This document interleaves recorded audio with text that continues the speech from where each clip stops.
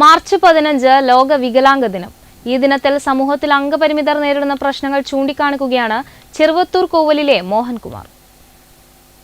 അംഗപരിമിതരെന്നാൽ lottery കച്ചവടം നടത്തുന്നവരെന്ന പട്ടികയിലേക്ക് ഒതുക്കപ്പെട്ടിരുന്ന കാലം എന്നോ കടന്നുപോയെന്ന് ഓർമ്മപ്പെടുത്തുകയാണ് ചെറുവത്തൂർ കോവലിലെ മോഹൻകുമാർ. ചെറുപ്പകാലത്ത് അമ്മയായിരുന്നു മോഹൻകുമാറിനെ സ്കൂളിലേക്ക് എടുത്തുകൊണ്ടുപോയിരുന്നത്. ഇന്ന് ഇന്ത്യയിലെ ഏതാണ്ട് എല്ലാ സംസ്ഥാനങ്ങളിലും മോഹൻകുമാർ ഒറ്റയ്ക്ക് സഞ്ചരിച്ചു കഴിഞ്ഞു. സ്കൂട്ടറും കാറുമെല്ലാം ഇദ്ദേഹം സ്വയം ഓടിക്കും. ഇപ്പോൾ ഗുജറാത്തിൽ കോപ്പറിന്റെ റോ മെറ്റീരിയൽ ഇമ്പോർട്ട് ചെയ്യുന്ന ബിസിനസ്സാണ് മോഹൻകുമാറിന്. ഈ രംഗത്തെത്തിയിട്ട് 6 വർഷത്തോളമായി.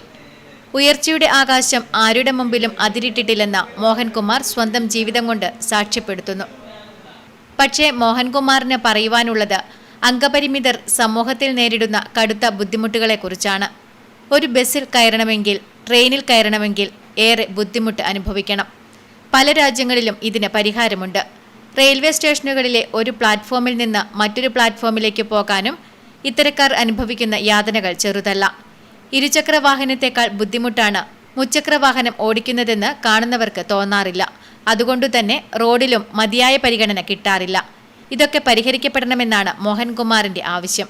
നമ്മുടെ ആൾക്കാർ ഇത് കണ്ടിൽ കാണുന്നു, അല്ലെങ്കിൽ നമ്മുടെ സമൂഹം നമ്മളെ എങ്ങനെ വിലയിരുത്തുന്നു, നമ്മൾ സൊസൈറ്റിയിൽ ഏത് രൂപത്തിലാണുള്ളത്, ഇത് നമുക്ക് കൃത്യമായിട്ടുള്ള ബോധം നമുക്കുണ്ട്. അതുകൊണ്ട് തന്നെ നമ്മൾ അതനുസരിച്ച് ജീവിക്കുക. നമ്മുടെ ശാരീരിക വെല്ലുവിളികൾ മാത്രം നമ്മൾ നോക്കിക്കാണുക, അതിനെങ്ങനെ നമ്മൾ പരാജയപ്പെടുത്തണം എന്ന് നമുക്ക് എല്ലാവർക്കും അറിയാം. ഇപ്പം ഞാൻ എൻ്റെ ജീവിതത്തിൽ ഞാൻ ഒരുപാട് എന്നെ സ്കൂളിൽ 8 വർഷം എടുത്തുകൊണ്ടുപോയതാണ്. 8 വർഷം എനിക്ക് വലിയൊരു സർജറി കഴിഞ്ഞു. സർജറിക്ക് ശേഷം ഞാൻ 2 വർഷം ഓട്ടോയിൽ സ്കൂളിൽ പോയി. അതിനുശേഷം ഞാൻ പിന്നെ എൻ്റെ കോളേജ് പഠനവും അതിലുള്ള എല്ലാം ഞാൻ സ്വന്തമായിട്ട് ബസ്സിൽ പോയതാണ്. Network news, Karivellur.